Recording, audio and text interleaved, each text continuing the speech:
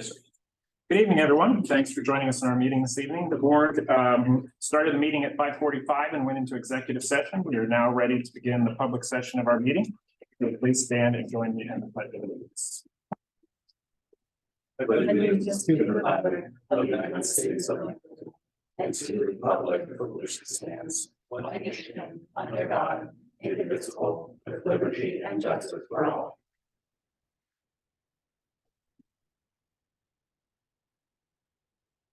As we get started tonight, I'd like to remind the board and our community that the five of us are elected to represent our entire community, which last year was approximately 5,800 students with over 800 staff members and 35,000 community members. We use our mission and vision to guide us, and we'll start the meeting as we do always with revisiting those this evening. Our mission is to create a culture of academic excellence through inclusive and innovative learning opportunities for the whole child. And our vision is to empower all learners to reach their full potential in a globally competitive world. I need a motion for the approval of the agenda, which includes the addendum, treasurer's consent agenda number 2. So moved. Second. Mrs. Weber.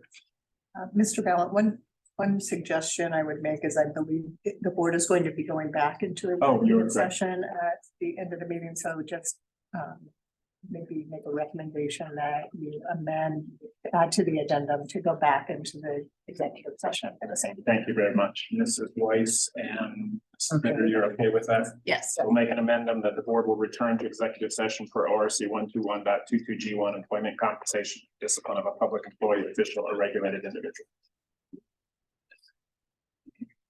Laura, please call the roll. Mrs. Weiss. Aye. Mrs. Bitter. Aye. Mr. Comerford. Aye. Dr. Steger. Aye. And Mr. Ballot. Aye. Motion passes. I need a motion for the approval of the minutes. So moved. Second. Any questions or comments from the board? Mrs. Weber.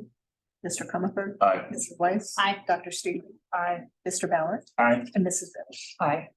Motion and minutes are approved. Thank you. Turn this over to Mrs. Weber and Mrs. Spencer for our public hearing on the input of fiscal year 2024 federal IDEA funds. Thank you. Definitely give Mrs. Spencer some time to add, but and each year for the regulations of the IDEA grant, we are asked to provide opportunity at a public board meeting for comment on the utilization of our fund for IDEA. So that's targeted specifically for our students with disabilities. I know Mrs. Spencer spends a lot of time talking about and working with families to support our students with disabilities. So this is really just more of a legal requirement as opposed to something that we see as the one way you can give input on how we serve our students. So this year we are getting ready to update our comprehensive plan with the state to utilize our IDEA funds as well for both students in the K-12 space as well as those who are in the preschool program. So we just recently received our notification that we'll be getting approximately $1.5 million in IDEA funds to support our students in the K-12 space. I don't know that we've received the indication for our preschool, but last year I believe it was right around $18,000. It's not a huge amount of money, but it is something that we've utilized to help pay for a speech pathologist in that area. In the K-12 area, currently we're utilizing those funds for a couple of big buckets. The first is we employ a good number of educational assistants to support the needs of our students to be able to access the curriculum. So they're there for different ways of supporting our kids so that they can be within our schools. The other big area is in support of 2 staff members to support MPSS implementation. And we will be continuing that for next year to be that program implementation. Other than that, those 2 areas take up most of the grant funds that we've utilized in the past. I do also want to point out that last year, and then really only through the end of this summer, we did receive some additional ESSER dollars that were targeted to support students with disabilities. The key things that we have been utilizing those funds for is for some behavioral intervention supports was a big cost or big program that we utilized this for in the past. This summer, we're going to be utilizing those funds to help with our extended school year programming, to help get continue to transition back after COVID, as well as some additional supports for MTSS to be able to get that ready, some additional work that we want to do over the summer to get that program underway. Last year, we also did utilize some of those funds for some compensatory services for a few students who had missed out on the curriculum due to COVID. So those have been the key areas that we've utilized those funds in the past. I don't know that we're looking at anything additional. And again, keep in mind, this is what we're using our federal dollars for. We are continuing to use a good amount of our general fund budget to make sure that we're supporting the needs of our students with disabilities as well, and are committed to continuing utilizing those same dollars on an annual basis. So I don't know if I missed anything. So the only other item that we utilized IDEA funds for last year was for some professional development opportunities for some of our special education staff to help support programming for students, which is. So I don't know, we have one member of the public. I don't know that you were here to talk about IDEA funding. I think you're here because you're thinking about being a board member. Yes, I try to learn myself, but I'm having engaged in behavioral health. And I serve on Greater Cincinnati Behavioral Health Board as well. So it's very near and dear to me. But with that said, if there's someone who's out there in our virtual audience who would like to provide input to us at a later date, this isn't the only time. Anyone can reach out to Mrs. Spencer and her team to provide input into other uses of funding as well. I have a quick question. Is it possible next year that we can do this during the school year for the first time? So that parents aren't on vacation with their kids and they can actually be more able to participate in this conversation, like maybe in May or April, have this first discussion about using the funds. Sure, I think that's something we can consider. What we won't have at that time is any allocation for the following year to be able to communicate. It's typically not done until June. So we get that in June. Mm-hmm. Right, that was something I heard. Somebody's on vacation, he's not going to. But it is good. Speaking of Thank you for recalling. noting that even though that, if it is summertime, they can always give the information, doesn't only today, Absolutely. right? So and that's probably that's an excellent way to kind of remedy. Yeah, and that Dr. time. Krieger, as we start to look at putting a board calendar together, this would be something that we can put on an annual board calendar so that we all know it's We all coming up. Okay, any public participation? I'm turning over to superintendent's agenda. Turn it over to Mr. Lovell to walk us through a quick master facility plan update. Jog us through. Hey, you can sprint through if you. All right. I enjoyed watching the junior high come down every It's- time I run by it. It's been fun, isn't it? I went by it and I was like, I run by it every day. I think you could see a little bit more. Yeah, yeah. At the curse. Yeah, it's fun. It's fun. It's move that school. All right, so we'll go ahead and give you some updates here. You can go to the next slide. So I just wanted to hit all the major projects, so we're all on the same page about where we are. So at the junior high, as you mentioned, demolition is continuing. The big piece with our demolition is that we are trying to make it to the Green Mile.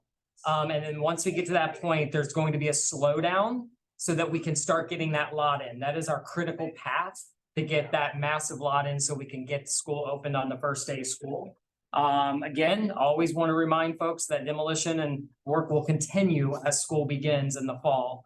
Final paint and graphics, we've got the electrical components are all in and up and running. The HVAC equipment has been started. It's under commissioning right now, so we're working to get all that set. The gym floors are ongoing. It's kind of cool to see how those are all coming together. We'll end up with the wood floors in the stage. So we work from the main gym and kind of working forward in that. Furniture has all been delivered. It's being assembled at the moment. I'm getting into the classrooms. This is kind of musical chairs now. We get it in, get it set up. We start to move the teacher stuff in, then we start to arrange all the furniture. Punch lists for the furniture are going to begin as well to make sure that nothing's damaged in the move. And then the big one is our initial occupancy inspections are 619. This is another critical path. If you remember EH Green, it gives us the ability to kind of move our front office in, start getting things set up so that when the rest of our staff come, we are knowledgeable about the space, right? And then we talked about demolition. All right, moving on to the transportation department. I wanted to put up here just some timeline for everybody so we can kind of understand how this move is going to go.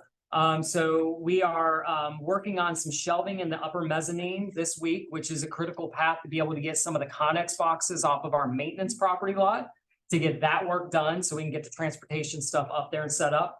Our front office is moving in on Monday. Granted, they'll be on card tables and chairs, but we're moving them over there because our lease expires June 30 on the temporary lot. So we're trying to get them in there. And then let's see, if you go down to the 28th, we're epoxy sealing the bay. And then on July 3rd, there's going to be the first fuel delivery.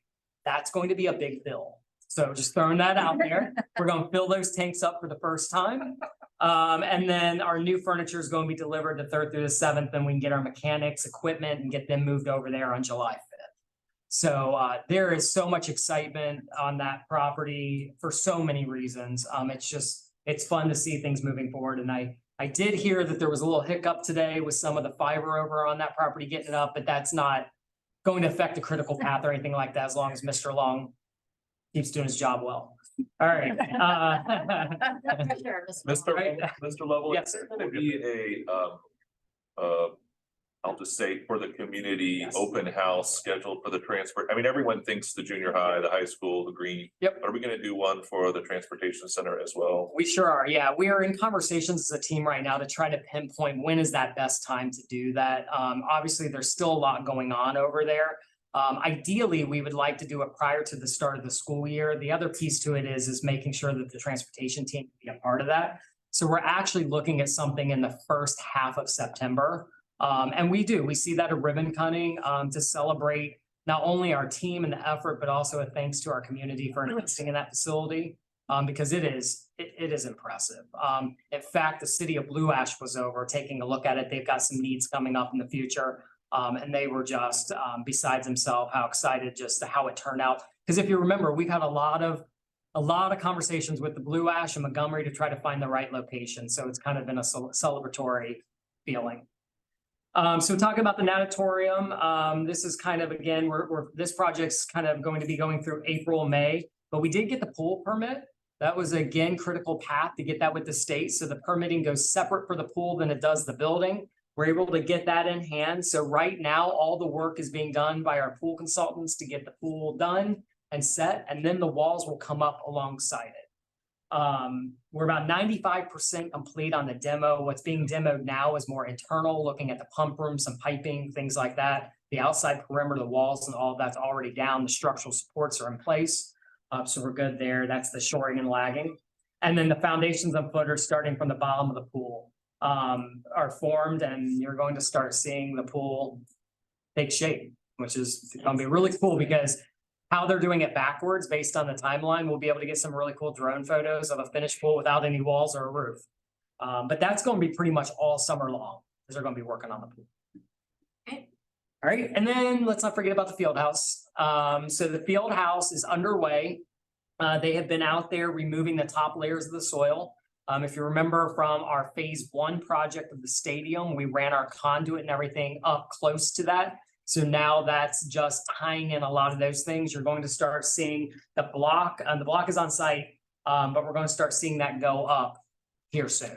And again, we've been lucky enough with dry weather, so we're hopeful that we can maintain a good and confident schedule for the field house.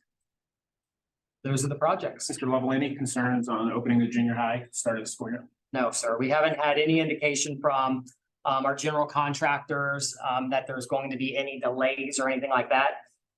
We just keep stressing to everybody that the first month or two is going to be tight over there. We're going to have one lot.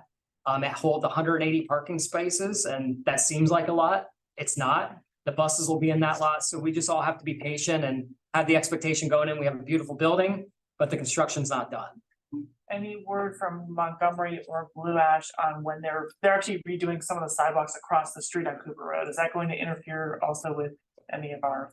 I have not heard about that project scope. To be very honest with you, we've been more focused on downtown Blue Ash with the Veterans Park and the work that they've been doing there to try to figure out if we're going to have dump trucks, that kind of stuff moving through there when school starts, but I can check up on that. Okay, because it's just they're all X'd out now and Okay. they're getting ready to go. It looks. I mean, why not just do all the work at the same time, right? I'm just thinking ahead for you. I'll check into that. Can you repeat what you said about the parking lot? So what should people expect? You're saying it's Yeah. only 180, so what does that mean? For the first month, it'll be tight.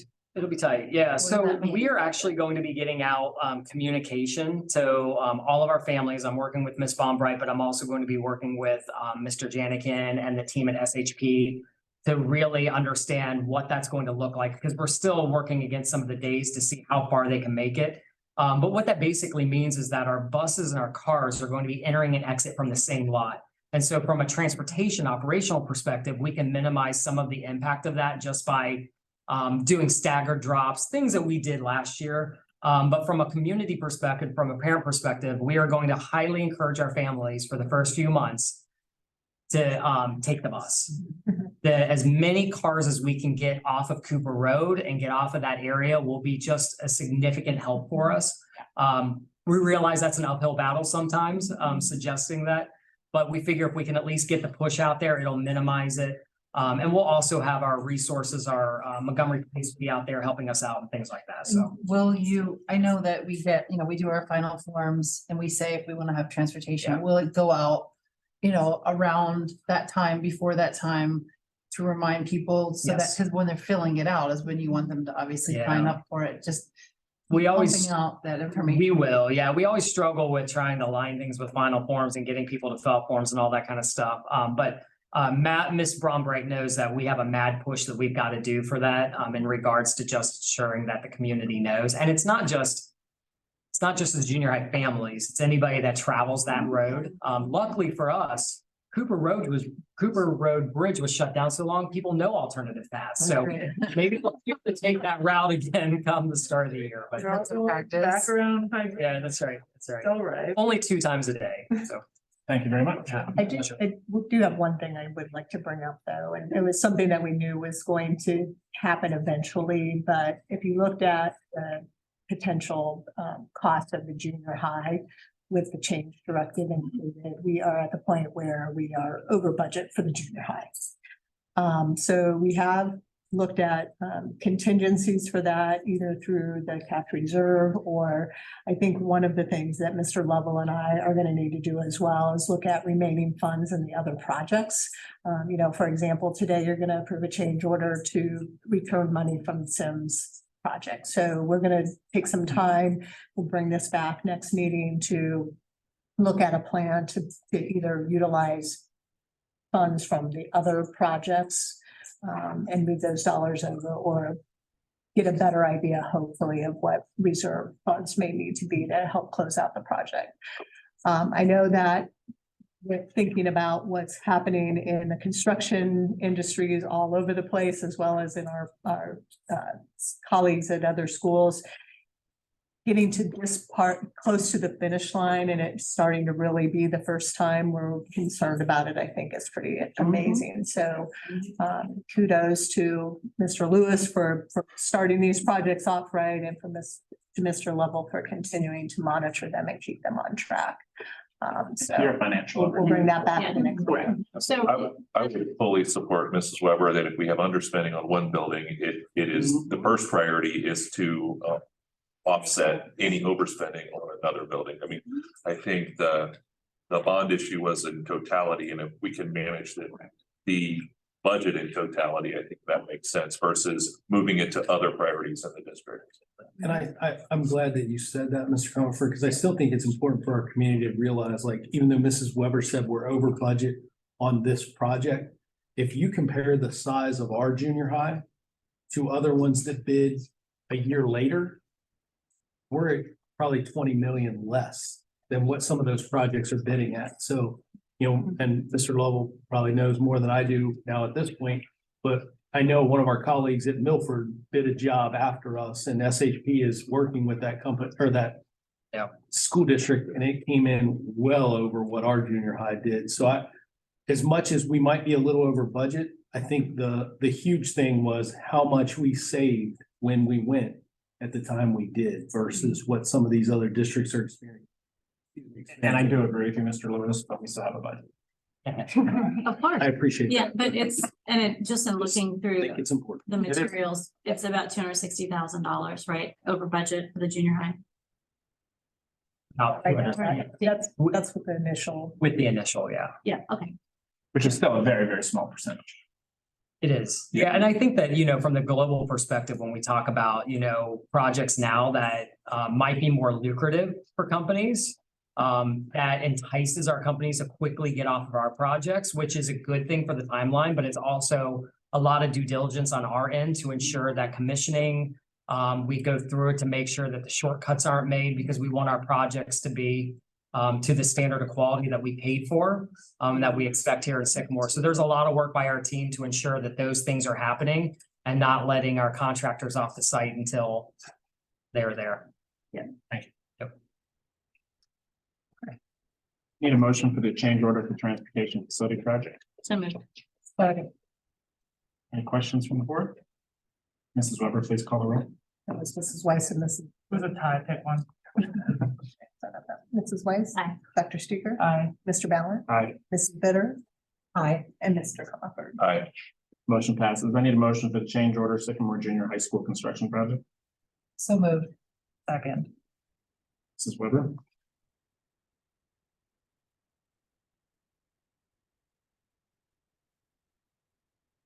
Mrs. Bitter. Aye. Dr. Stuker. Aye. Mrs. Weiss. Aye. Mr. Ballard. Aye. Mr. Comer. Aye. Motion passes. I need a motion for the change directive Sycamore Junior High School construction project. So moved. Second. Just really quickly on this one, Ms. Weber alluded to this. This is that final push. We've talked about the biggest risk that junior high site is taking the building down. We do have soil issues there. And so, we, Get that minutes up. I know, I do want to make it, I do want to make it clear, the reason we're doing a change directive is because how the next board meeting lands, the critical work is happening this summer. We had a few estimates come back, and what we did was we took the higher end of the average of those two, which we feel confident that this number will get us through the point that we have in our board meeting. There's actually a lot of consensus that we won't go over this number, but we at least wanted a high enough number that we felt confident that the work could continue until our next board meeting. Level, is this the last soil? See, it's on our Won't say it. I won't, I mean, Okay. depends, are you going to approve another project anytime soon? Here we go, all right. Any additional questions from the board? Mrs. Weber, please. Bitter. Aye. Mr. Comer. Aye. Mr. Ballard. Aye. Dr. Stuker. Aye. And Mrs. Weiss. Aye. Change directive passes. Need a motion for the change order of Sims Elementary School renovation project, GMP number 3. So moved. Second. Deduct, we like them. Yes. Any questions from the board? Is this finished Sims? Are we done? Yep. Okay, thank you. Mrs. Weber, please call the roll. Mr. Comer. Aye. Mrs. Weiss. Aye. Mrs. Bitter. Aye. Dr. Stuker. Aye. And Mr. Ballard. Aye, motion passes. I need a motion for the approval of the contract with Spectre Contract Flooring. So moved. Second. Any questions? Mrs. Weber, please call the roll. Mrs. Bitter. Aye. Mrs. Weiss. Aye. Mr. Comer. Aye. Dr. Stuker. Aye. Mr. Ballard. Aye, motion passes. I need a motion for the approval of the contract with Raptor Technologies. So moved. I'm going to just spend a few minutes, if you don't mind, kind of explaining this one. So first and foremost, we, as you all are aware, we received a significant grant from OFCC for safety and security upgrades to the district. One of the things our team has been working on is to look at the projects that we had already planned to understand what would be the specific kind of priority needs we wanted to tackle. with the lens of understanding that our goal is to invest that money into safety and security across the district, but also similar to what we would say ESSER funds, we don't want a long-term operational costs that come out of this grant money as well. With that being said, there's specific things that we want to do, some back-end infrastructure when it comes to technology and things like that. We've had a visitor management system in our district for a long time. It was called LobbyGuard. LobbyGuard was bought by Raptor. And so one of the things that we had to do is we had to go through and upgrade our systems. Kind of during the pandemic, those systems went to the wayside, obviously, because we'd have visitors coming in. And so we now have to play catch up on getting some of that work to get it upgraded. I've been working with Mr. Long to look at what those systems look like. So that's part of this cost. A minimal part of that cost. The other piece to this is, which I don't want to go into a lot of detail, obviously in public session around some of our security features and things we want to do. But the other piece to this is some mobile technology that we're going to be able to have in the district around alerting systems for safety and security. There is an ongoing cost associated with this, but what our team is trying to do is offset that cost at looking at some of the other service contracts that we have that we're going to be able to sunset. So there are things that we're currently paying for in service agreements that we don't necessarily need now for a lot of different reasons. And so trying to offset that so we don't have that ongoing budget for this component of Raptor. The other thing that we are considering as well that I think it's important to notice, because we've done a lot of work around reunification and talking about the importance of understanding that process as a team in case of an emergency. Raptor also has processes and systems that help with that reunification that connect to our student information system. And so that's another thing we are looking at. So in the future, if we were to come back, that might be another thing you would see from Raptor. So just wanted to put that on your radar.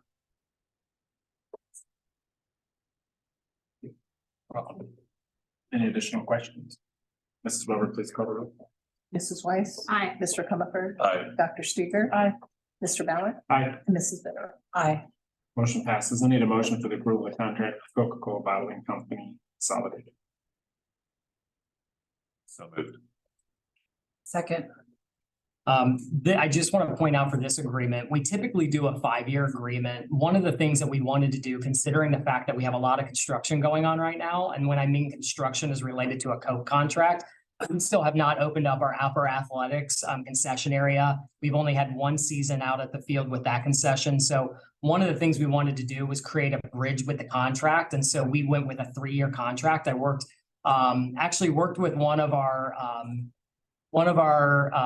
community members who does this, works with organizations such as Coke and Pepsi and Dr. Pepper to negotiate agreements, worked closely with them to understand some of the language they use around that. So we were able to secure a 3-year agreement instead of a 5-year agreement. In addition to that, we were able to get $1,000 more.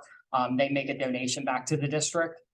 So we felt really good coming out of the contract. There aren't a lot of changes to the contract from what we had negotiated before. The only difference is Coke no longer gives agreements without doing minimums, purchase minimums. So we looked really closely at the cases that we had purchased to make sure that we weren't agreeing to something, knowing that we still haven't opened up 2 areas of concession. Also with the new child nutrition director coming on, how that contract looks with them and their appetite to using Coke beverage, because the child nutrition department is kind of separate from the agreement. So the big highlights there, 3-year agreement versus a 5-year agreement. We'll do more work coming up in year 2 of the agreement to look at it, either extending it or going outside.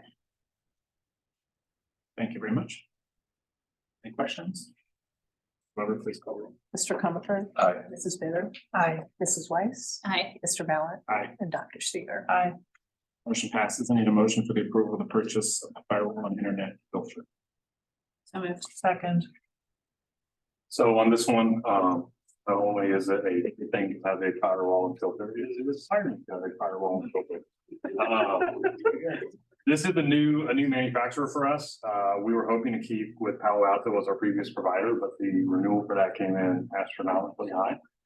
So we got to work finding other options for us, and this option going with Fortinet as our manufacturer is going to save us about $100,000 compared to the renewal quote that we got for the previous provider. So we've got some work to do to get this new filter up and running. But we'll do that in July before students get back in. I feel good about it moving forward for the next 3 years. So. Beyond that, pretty standard filter, hardware. Any questions from the board? Mrs. Weber, please call the roll. Mrs. Weiss. Aye. Dr. Seager. Mr. Ballard. Aye. Mrs. Bitter. And Mr. Comer. Motion passes. I need a motion for the approval of the contract with Warren County Educational Service Center. So moved. Second.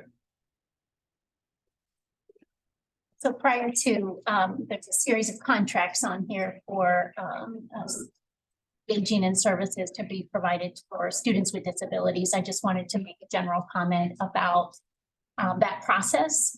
Our IEP teams, look very carefully at the wonderful services and supports that we are able to provide within district, to our students, who have identified needs. And we've certainly followed IDEA, federal process for making those determinations. But then internally, we also have a pretty robust process of support that we put every provision of supports in place before we make decisions to either contract outside or for an educational placement outside of our district. Our goal is always to have our students be served in district first and foremost as much as possible. If they are placed out or we are contracting for some additional services, our goal is always to get them to the least restrictive environment possible, with the ultimate goal of having them return to Sycamore Community School for the services. Part of that process includes routine monthly, if not more frequently, depending on the student's needs. Review of progress and pulling the IEP team together, including the parents, to make sure that those placements are serving the needs of our students with disabilities, and that we are intentionally looking at a plan to transition them either back to Sycamore or again to a lesser restrictive environment, with the ultimate goal of coming back to Sycamore Community Schools. So I just wanted to give that overall general information as we're looking at this series of contracts that are up for approval this week. Any questions, comments on the first one with Warren County Educational Service Center? Over, please call the roll. Mrs. Weiss. Aye. Mr. Comer. Aye. Mrs. Bitter. Nay. Dr. Seager. No. And Mr. Ballard. Aye. Motion passes. I need a motion for the approval of the contract with Ohio Valley Voices. So moved. Second. Questions from the board? Mrs. Weber? Mrs. Weiss. Aye. Mrs. Bitter. Aye. Mr. Comer. Aye. Dr. Seager. Aye. Mr. Ballard. Aye. Motion passes. I need a motion for the approval of the contract with Maxim Healthcare Staffing. So moved. Second. Mrs. Weber, please call the roll. Dr. Seager. Aye. Mrs. Bitter. Aye. Mrs. Weiss. Aye. Mr. Ballard. Aye. Mr. Comer. Aye. Motion passes. I need a motion for the approval of the contract with EDU Healthcare. Moved. Second. Mrs. Weber, please call the roll. Mrs. Weiss. Aye. Mrs. Bitter. Aye. Mr. Ballard. Aye. Mr. Comer. Aye. And Dr. Seager. Aye. Motion passes. I need a motion for the approval of the contract with Key Behavioral Services. Moved. Second. Mrs. Weber, please call the roll. Mrs. Bitter. Aye. Mrs. Weiss. Aye. Mr. Comer. Aye. Dr. Seager. Aye. Mr. Ballard. Aye. Motion passes. I need a motion for the approval of the contract with Good Power Therapy Services Incorporated. So moved. Second. Weber? Dr. Seager. Aye. Mrs. Bitter. Aye. Mr. Comer. Aye. Mrs. Weiss. Aye. Mr. Ballard. Aye. Motion passes. I need a motion for the approval of the contract with Katie Masodi. Moved. Second. Weber, please call the roll. Mrs. Bitter.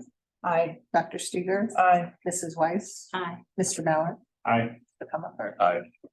Motion passes. I need a motion for the approval of consulting services enrollment forecast projection. So moved. Second. Just two comments on this. One, I know there was a contract attached. The request for the board to consider this contract is just for alternative two. In the agreement, which is the representative of the 24,750, which is basically a 5-year enrollment forecast. Using our birth data, our GIS data, And there'll be obviously some presentations to the board, but involvement of our building administrators, our team members. This is valuable data for us, not only to really look at our enrollment across the district. It helps us predict staffing and think long-term about staffing, but it also is very important when considering space issues. This is not, when you see him in this contract, talk about enrollment and redistricting contract, it would only be if putting together scenarios for considerations that we might need to look at. But there is no immediate need to redistrict, but this enrollment forecast might inform us that there might be a greater need to consider in the next couple of years. So I can tell you that none of our team members desire to do redistricting every year. I am thankful for the redistricting that we did last year because it did have a positive impact across the district. If you recall, most of the students we moved to Montgomery Elementary. That did work, but the one that is experiencing the tremendous amount of pressure now, that comment that if you build it, or in this case, renovate it, they will come. Sims Elementary is experiencing the most growth right now. So we do need to look at that. Is it just a bubble? Or is it going to be something that's a long-term issue that we do need to alleviate and consider? So these forecasts and this process is critically important. The other comment that I would make is I know Mr. Mercurio is a former board member. I did consult with our legal counsel and he did not share any concerns about bringing this contract forward to the board. That's all I have. I have a Questions from the board? Can you just explain what the, I guess, how, I know that this is a very valuable, obviously a very, very valuable tool, and it's vital for you to be able to do, the operations of the district. But can you just give a little bit of explanation to this relatively new board member on what the GIS is? Like, does every school district have one? How did we get it? Like, what can you more So historical? GIS data is it's basically Cincinnati area data that he utilizes just our attendance boundaries to look at our GIS data. Okay. So it's all statistical data. It is not like specific to our students. It's just statistical data on number of people in our population. Okay. He also looks at birth data, which informs us if you look at whether it's 5 years or potentially 6 years with what we call kindergarten red shirts. It helps us predict how many students each year are going to be entering into kindergarten. And that helps us long-term forecast, our 13 years of them being here. So it helps us kind of look at and uses terminology that I will not do justice to, but cohort survival, which is, how many students start in our cohort and then continue all the way through our schools. There's migration, that students come in and out throughout that process. And then there's another term and I can't recall what it is, but there are like 3 factors. So, and I'm doing it. I can see the graph, I can see the picture. I just can't think of what the other It's a word very is. sophisticated analysis, like pulling in all that data. And I'm glad Yeah. the other question, I'm glad you asked, because you said, do other districts have, everybody has GIS data. I did check with other districts about enrollment studies that they have done. No one had anything good to say about other companies that they had tried to get this done. And a lot of them almost warned me against using the companies they had used. And most of them, unfortunately, fortunately for us, I don't think that we're a financially supported district by our community that we don't have to go through the state process. The state requires an enrollment study as part of their building construction process through OFCC. We didn't have to do that, but they're not very accurate. The ones that I have seen have been off by hundreds of students. Our last time that we did this, we were off by 8. And I think another time we did it in my 11 years here, we were off by 13. So again, having really accurate predictive data to kind of project what are we going to need from not only a staffing, but a space standpoint is extremely helpful. And then does it help with, kind of understanding how some of the homes are being torn down and then, new buildings are being Yeah. brought back up? That's a big part of it. And then also new, And some apartment students complex. going into, private schools versus public. And might it help with if the voucher, the backpack bill, something like that passes, knowing what our risk is there, or how much money would come out of our budget for that, or is that not? I don't know if I don't know if it could predict that. Okay. The only thing it could predict, we certainly can look at statistical, I'll say trend data of how many students we lose each year to private schools, but I don't think we'd be able to predict how many would actually take a stipend and go to one of those schools. But because there's, the other thing about that, I think it would be tough I don't think Moeller has I'm just thinking of ones that are in our district, like Moeller and Ursuline. I don't know that they have like a tremendous amount of space in a lot of students. But I think what it curious. does is it actually gives money to the students that are already there. Yeah. So that's the issue. It's not about if they leave Sure. and go, it's about who's there and how much that will cost. It could, right. That's what Right. the goal of that particular bill is to just give them a reimbursement for them being there already. Yeah, I mean, the tool looks at tear downs, Mrs. Bitter, and it looks at how many students come per tear down versus families moving into the district. So it looks at all those things that you mentioned to come up with a very accurate assessment of where our. I would just add.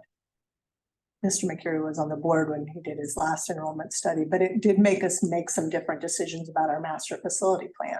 It encouraged us to add some additional classrooms at Green as well as at Sims, just because we were able to see that enrollment trends were ticking up maybe a little bit higher than what we had done. So we did add some additional I want classrooms. to make sure we caveat what you said, that it was not part of a contract that he did that. Right. He was no. not, he was But serving yeah, on but- the but board, he did but that when he was on the board. Correct. So that was. So I have a question about that, actually. This is an ethics concern in the air of appearance of being unethical, that he had done this work on the board and now he wants to be paid for it.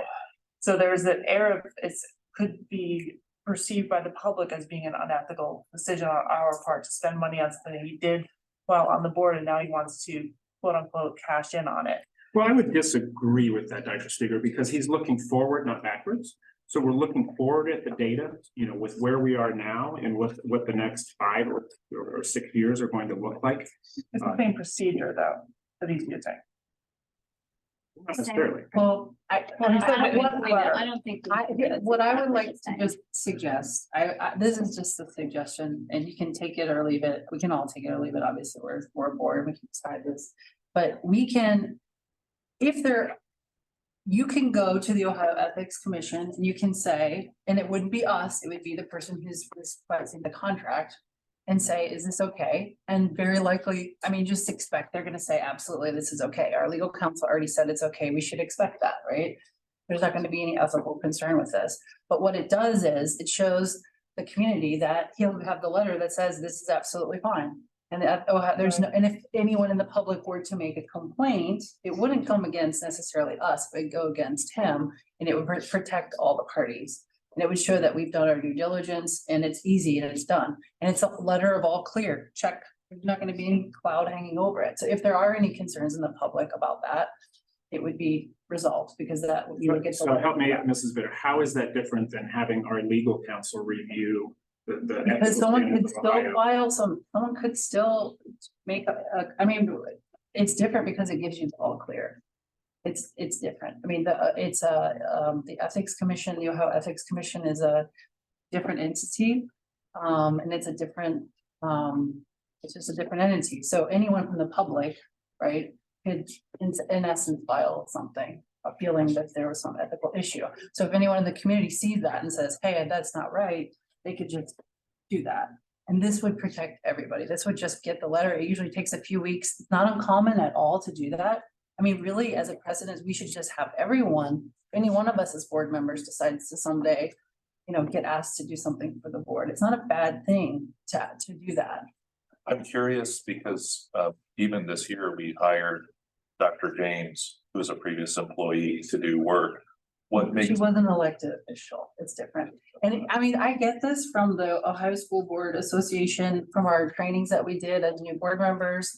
I get this from the Ohio the Ohio School Board Association has an ethics attorney that's presented to us. I mean, I literally just looked it up on my PowerPoints that they talked to us about this. And I mean, if, take it or leave it. I mean, everyone can decide how they would do it. I think we should go forward with this contract. I think it's highly I believe that there aren't any ethical concerns, actually. I personally believe that, and I believe our attorney as well. Right, I I think think- the air of the, I think if anyone has any doubts at all, the way you clear that up, absolutely, is you get an advisory letter. You can apply for it, get it done, check 3 weeks from now, and it's done. And I say, just make it contingent on that, and you can move forward without any question. That's my suggestion. Mr. Bell, I did get Mr. Lampy to send me an email. I'd be happy to forward it to the board. I'm happy to read it if you think it's necessary, but he gave me all the components of a member of a public body is limited to in contracting with their public agency as follows. Authorizing a contract for their employment with a public agency while members of the agency board, which did not seeking or soliciting employment for the public agency while they are members of the agency's board, which that did not happen.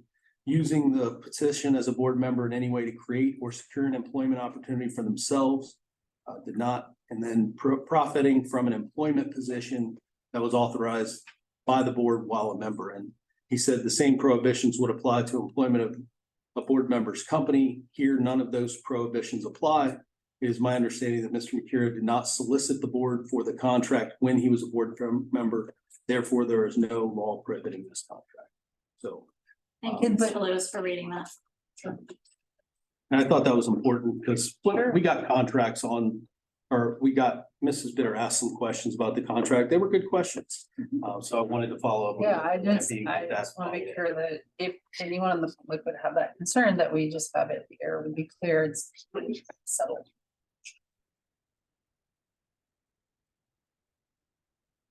So are you proposing to amend the, I suggest propose motion that we make a contingent upon that. I would second that. Would be, so let me just make sure I'm clear. So the motion would be to approve the contract contingent upon Advisory letter. verification by verification by the Ohio Electric. It's called an advisory opinion letter. You just call them and say, is this okay? And this is what we want to enter into with the school district. Or is this okay? And they'll say, they'll look at it and they'll say yes. And then we have the letter. And then if anyone says, well, wait a second, why did this happen? We can say, look, we went through all the right processes. We should do this anyhow, for any board member who gets hired. I think, But we it's just, I think if you have a company and your company in any way, does business with your government agency where you would have an elected official, you would have to, there's just things that you need to go through. It's not just a time thing. I know there's been a year and a half. So there's a lot of things that to me make it seem like this is absolutely ethical. I'm just telling you that's just my position. just for clarity, you're suggesting that we do this for previous elected officials, but not for previous employees? It's the law that I'm talking about is for elected officials. I'm just, I'm just asking for the clarification. Yeah. You're suggesting that we do this process for previous elected officials, not for previous employees.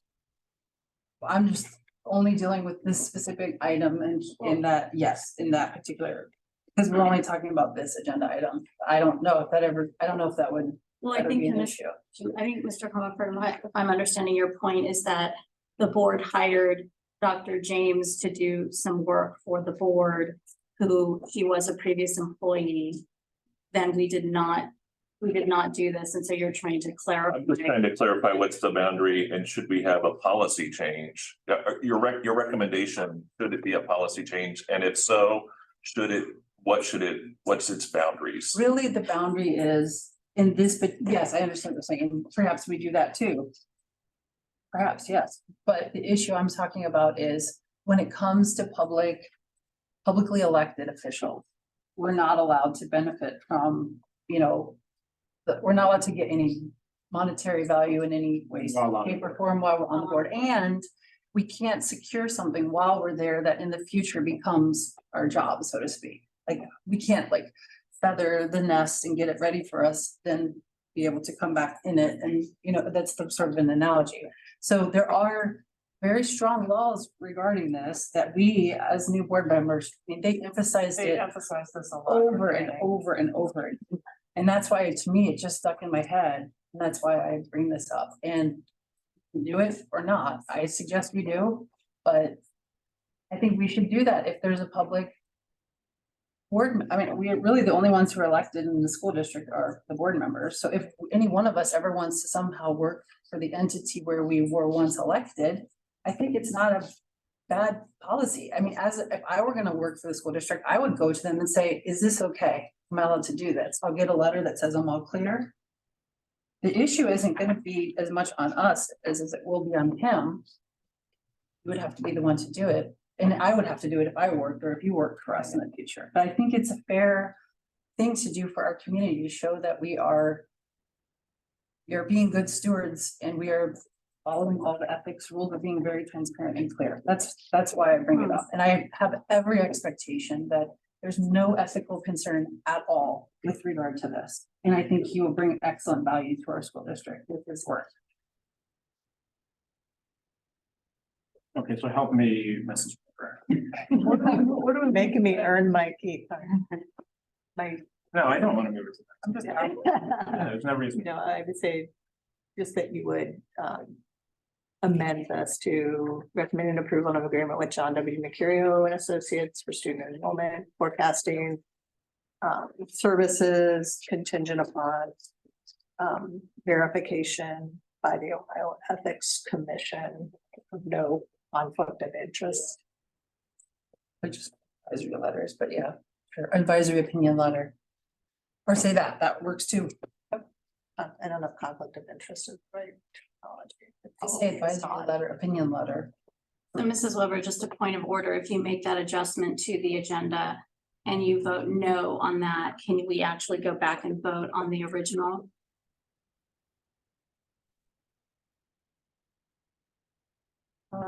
Let's see. So it sounds like what you would be thinking about doing, like, I mean, Two people I that made made the order would have to agree I with. think you would have to have a majority vote that you wanted to change the motion. And if you did not do that, at that point, we would go back and approve it as an originally presented. Then you vote on the original. Right. Correct. So we would need a motion to that you would want to amend. I make a motion to amend it so that it's contingent upon the advisory letter. I would second that. But then you all have to vote to say if you want that to happen or not, and if we vote no, then we go back to the.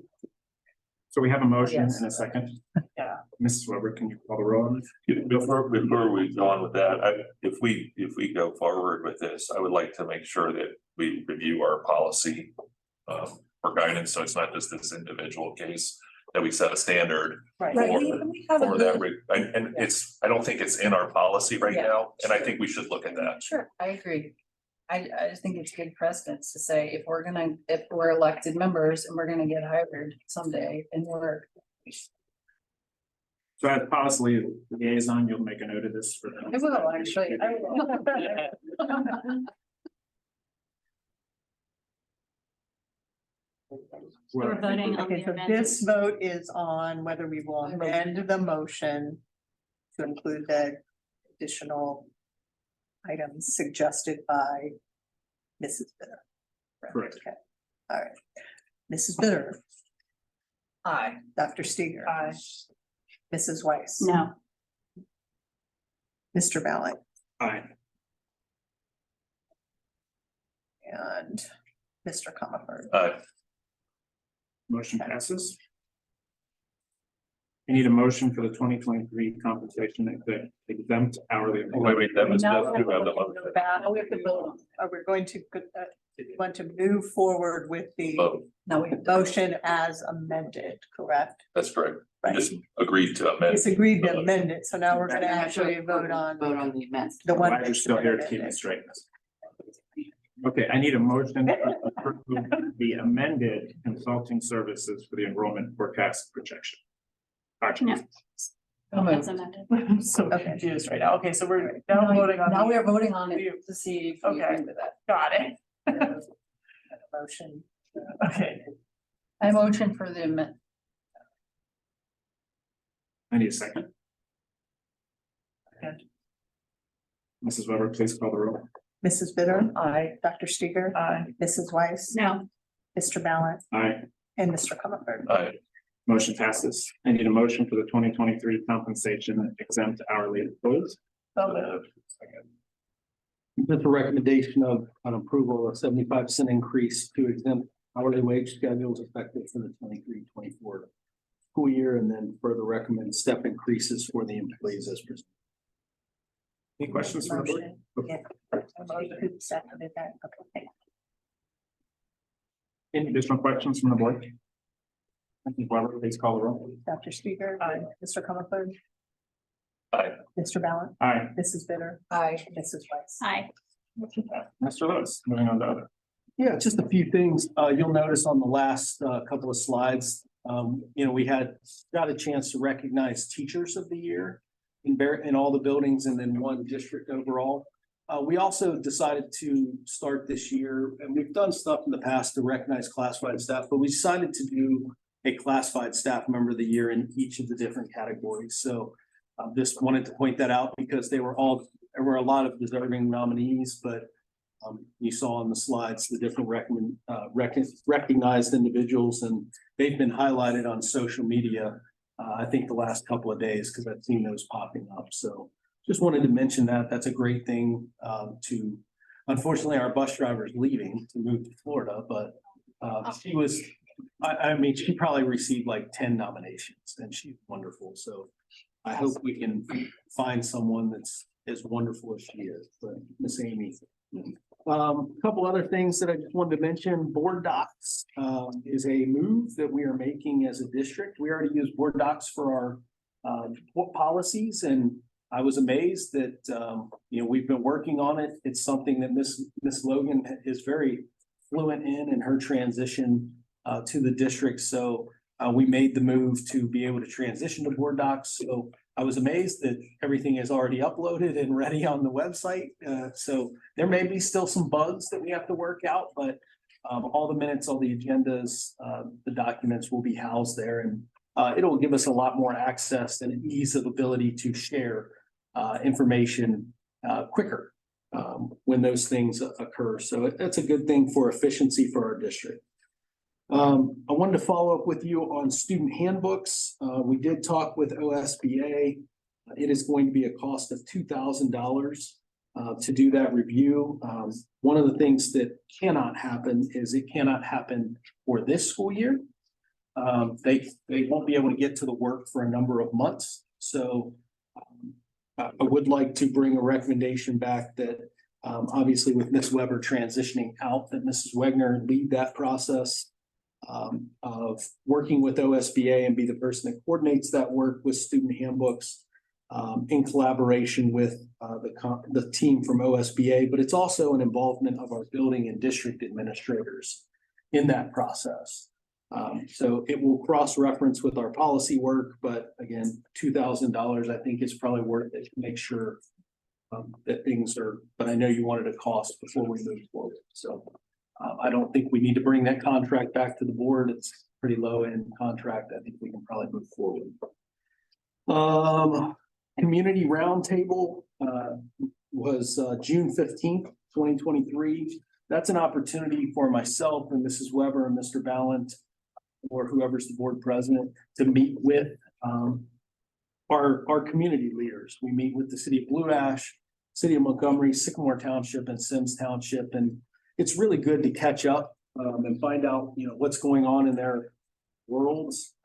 I will tell you, Montgomery's got a lot of fun events coming up. They had the eighties party this past weekend. They have the Steel Day coming up. They have a July 3rd concert. They have a July 4th parade. They were very complimentary of the school district from the mental health fair that they held and our involvement in that. And Mrs. Spencer, please tell Mrs. Elby they were really complimentary of her work and just being present and all the things that she did. So Blue Ash, big news is about 4th of July with red, white, and blue ash, but they also talked about Mad Tree. So that was their big news. The blue is not moving forward, and then they are doing some studies of their resident survey came back positive, and they have an economic development study that they're doing because of their concern over all the empty basically business office buildings. So Sims, Mr. Lovell, they felt the pain. They just got their equipment purchased that they purchased in 2021. So don't feel bad, you're not alone. They're doing sidewalks all over the place. Their bicentennial is next year. They told us about some other ODOT. The Hopewell Bridge is going to close in 2024, which is, again, why can't they do all this work at the same time? And that was about it. And then they mentioned, one of the groups mentioned Hamilton County Municipal League. I don't know if that was this, I don't know what Saturday. I just wrote it down on my notes that it's so Legislative update. a legislative update, so we'll leave it for that. The last thing that I had is we had our administrative retreat recently. We got to get off site. I will tell you, it was a much needed break from the norm. We did a lot of team building. We did a lot of just engagement with team members, really just built and continued to build our own team and spent the day with some activity. We did a rage room, which was fun, and we wrote down some. We wrote down some words or phrases that we needed to destroy. So some people went in and took care of that. The junior high school by chance? There were various things that people had on their mind that they wrote down and beat up. We got to beat up a TV. I was in with big time Bex over there. We were Exactly right. Sledgehammer. yeah, that was, and then we raced go-karts as a part of our, and again, there were a lot of learning and team building throughout this day, but we raced go-karts and Mr. Lovell was the champion. Mr. Long is still contesting that victory. But Fair and square. and Janelle, I will say, Laugh. Mrs. Shunk is, she is. Man, don't get on the road. Out on. I would say the whole junior high team. They were A intense. little hail thing going on there. Then we had others that were like, you know. Sunday afternoon drive. I will tell you, it was a much needed interaction for the team and a deep breath to be able to get off site and do some things. So appreciate the board's support in allowing us to do those types of things and get away from the school district to build our team and continue to build that. I do want to open up space if any other team members want to share any thoughts, feelings from that day. But, you know, again, it was. Yeah. I have something to say. Other than I got a bad part on the last. Okay, that's what it was. Hey, Mr. Long, what does my trophy say? Do you, what was on it? Not personally. It said, no, it says something like, you are the best. Oh. I forgot to bring my trophy in, but it's sitting on my desk right now, just so everybody Mr. Long did get is clear. He was like, Thank you. Thank you. he was like going slow with the last lap. And I'm like, what's going on over there? But in all seriousness, having the opportunity to connect with our colleagues in that kind of more informal setting, I just appreciate having that chance to connect with people. I think makes then the work that we do with them easier. Because you have that chance to really be connected with people. And then when you come back and start doing the work, going into the buildings and you have projects and things you're working on, you feel like you know people a little bit better as well. So again, I appreciate the board's support and giving us the opportunity to connect with people in that way. Yeah, connected to that, which is, so a couple of our new staff members were there as well. I know Mr. Zimmerly on our team was able to make it, and he was in the other day and we were walking and kind of talking through some of our buildings and what was going on. He met a couple of administrators and he had mentioned to me it was kind of nice that not being the first interaction, having more of an informal, personal kind of fun day with them to be able to then step in and enter the more professional conversation. So I thought it was a great way to start bringing some of our new folks in to help them understand what the culture is. So when we say home team, what does that actually mean? Which is pretty cool.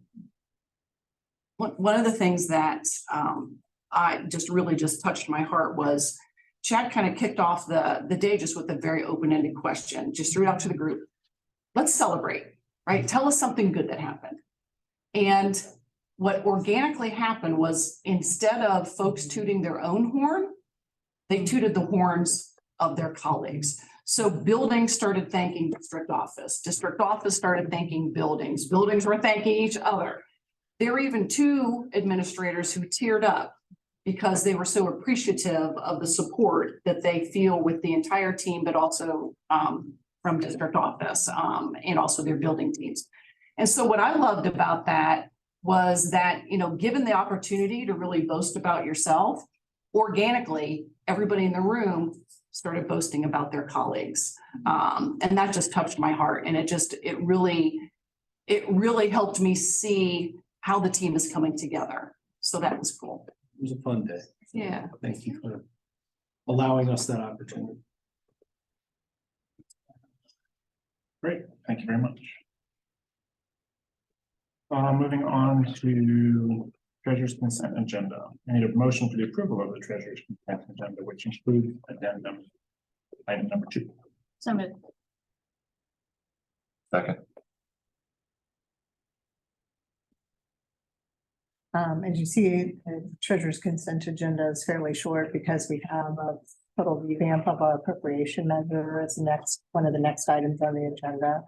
I would point out that the addendum includes transfers and advances that have been included in the 5-year forecast to support capital improvement projects as part of Mr. Lovell's business ops budget, as well as funds that are being utilized to fund some of the Always an Aviator contributions that come to the natatorium and the project. Any questions from the board? Mrs. Weber? Mrs. Weiss? Aye. Mr. Comer? Aye. Mrs. Bitter? Aye. Dr. Steger? Aye. Mr. Ballard? Aye. Motion passes. I need a motion for the recommendation and for the approval of the financial reports, May 2023. So moved. Second. Nothing major to report this time. We are just getting toward the end of the fiscal year and are still on track with our forecast for the year. It is encouraging to see the increased interest rates we are now getting versus years ago. Yeah. Great. And I would just make the same comment I make repeatedly, that we're continuing to see growth in the expenditures, which is to be expected in the inflationary times that we are. But this is a bigger number than we have seen over the past few years.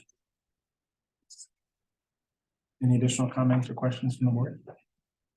Mrs. Weber, please call the roll. Mr. Comer? Aye. Mrs. Weiss? Aye. Dr. Steger? Aye. Mr. Ballard? Aye. Mrs. Bitter? Aye. Motion passes.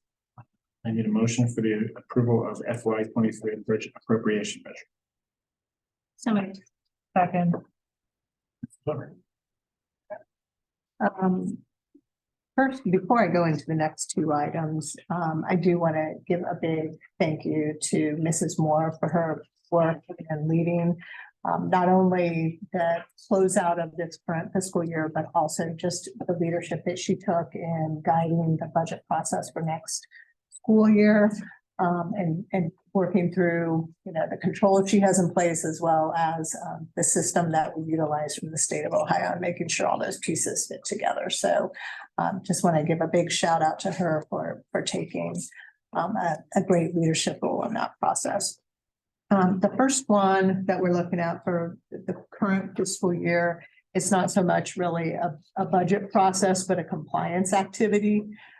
In getting this all pulled together, we're required at the end of the year to make sure that the budget that we spend and the appropriations that are approved by the board are in compliance with different parts of Ohio Revised Code regarding, do we have appropriate resources to be able to spend these funds? Are they in compliance with the appropriation guidelines that were initially approved by the board on how those funds would be spent? Not just within our general operating fund, but also for bond retirement to pay off our debt, to make sure that we're spending the dollars that are allocated for our construction projects with our master facility plan, and then also with all of our federal and state grant dollars. So this is really just kind of taking those parameters and constraints that we had approved back in the fall. All of the changes that through the treasurer's consent agenda through the year, and then finally kind of a wrap up once we see our final expenditures. Making sure that when we have our audit this coming summer and through the fall, that we're in compliance with Ohio Revised Code and with the parameters set by the board. So with that, I guess I would just open it up. Are there any questions on current year's budget? Any questions? Okay, Mrs. Weber, please call the roll. Mrs. Weiss, Aye. Mrs. Bitter, Aye. Dr. Steger, Mr. Ballant, Aye. and Mr. Comer. Aye. Motion passes. I need a motion for the approval of FY 24 temporary appropriation measure. So moved. Second. I did just also want to comment on last year's budget, but in July, I'll come back and give a full report of our final results. For fiscal year 24, this is kind of a preliminary budget that we will be utilizing to start the next school year beginning July 1st. It's a temporary appropriation that will likely be changed, will be updated come September of this year. And with that, we just looked at giving as much as we could with what we think the full year budget will be, particularly for the general fund, in alignment with our 5-year forecast. And then some of the other areas of the budget, such as bond retirement, paying off our debt, funds left over from our permanent improvement funds, our building construction, child nutrition, and then at preliminaries, starting budgets for some of our student activity funds are included in this. And talking about the process, Mrs. Moore, myself, primarily Mrs. Moore, met with each of the departments, met with building leaders, worked through a needs-based budget process to pull together their final budgets for next year. On the salary and benefits side, we looked at a lot of trend data to apply increases in those areas, both on salaries and also on fringe benefits. I want you to keep in mind, one of the things that is a driver of this budget is that last year in January, we had an increase in our health insurance costs of almost 18%. That impacted the last half of last year. We'll see the second half of that happening this year. So that's still a driver from some of the inflationary increases that you'll see. Once this is in place, we will work with the Human Resources Department as well as Mr. Lewis to just finalize those salary numbers. I know they've done a lot of work in looking at replacements for this upcoming year. As well as potential changes in staffing levels that I think will potentially have a positive impact on this budget. So those are the things that are going to be moving forward with that. Things that you don't see in this particular budget that you'll be seeing over the next couple of months is we have not yet written our federal grant application. We just got our allocations. So that is something that we hope will be approved July or August or will be added to the budget. That's the primary thing. On the state funding level, we have not yet received the allocations for auxiliary services. So those would be the funds that we administer for coming next year will be only for Ursuline and the Lash Educational Building. Moeller's going to be administering their own funds come next year. So with that preliminary budget, you'll see an update to this in the next couple of months. I anticipate that we will continue to see that Mrs. Logan's process will be to just very much make sure that this tracks with the 5-year spending plan for the district. And we'll talk about how she will continue to keep you updated, but I assume she has great processes in place that she will utilize just to make sure you're monitoring the budget, having that oversight. Any question? That was gonna be my core question is, do you anticipate any material change in the 5-year forecast based on this appropriation? I don't necessarily from an expenditure trend. I do think that the one thing that I did include in this budget that wasn't in the last 5-year forecast was I did put in additional funds for an advanced for the field house project. So that was one kind of within one line item.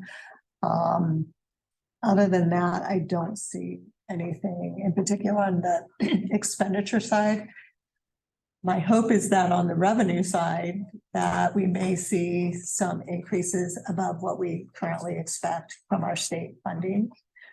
So we'll get to that when we get to legislative update within the rest of the board meeting, but there might be some opportunity or some good news coming out of Columbus for a change in terms of revenue coming in. They've got a lot of other things that I'm not very excited about that they're doing, but there is potential that that would help.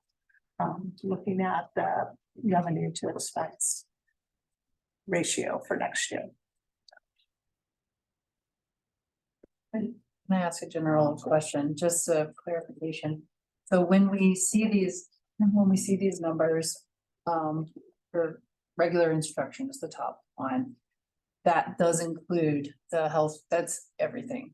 That's That's salary. Salary, That's it's benefit. And that include that 18% increase in the, everything's in there. Supplies, so the curriculum, the new English language arts adoption is included in Okay. regular instruction. So you can kind of see how our overall budget is allocated across many different areas. Any additional questions from the board? Mrs. Weber, please call the roll. Mrs. Bitter, Aye. Mr. Comerford, Aye. Mrs. Weiss, Hi, Mr. Ballant. Aye. Dr. Steger. Aye. Motion passes. I need a motion for the approval of the 23-24 student academic fees. Second. Any questions from the board? Mrs. Weber, please call the roll. Mrs. Weiss. Hi. Mrs. Bitter, Aye. Mr. Ballant, Aye. Mr. Comerford. Aye. Dr. Steger. Aye. Motion passes. I need a motion for the approval of 23-24 extracurricular fees. So moved. second. Mrs. Weber, please call the roll. Dr. Steger. Aye. Mrs. Weiss. Hi, Mrs. Bitter, Aye. Mr. Comerford. Aye. Mr. Ballant. Aye. Motion passes. I need a motion for the approval of the personnel consent agenda. so moved. Second. Weber, please call the roll. Question. Mrs. Weiss. I have a question before we, We can't answer it specifically on the Okay. person. but we're gonna talk about another board business, the resume first. Because, Yes, sir. Okay, Mrs. Weiss. Hi, Mr. Comerford. Aye. Dr. Steger. No. Mr. Ballant. Aye. And Mrs. Bitter. no, I need to see resume. Motion passes.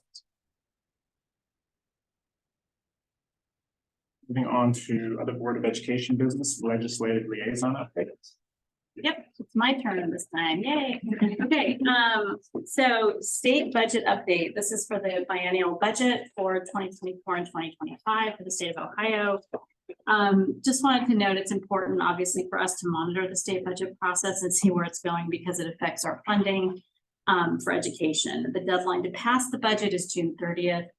I was actually sitting at my computer at work waiting because there was supposed to be a vote and I didn't see, I don't know if it came through, but it was, anyway, we'll get into that in a second.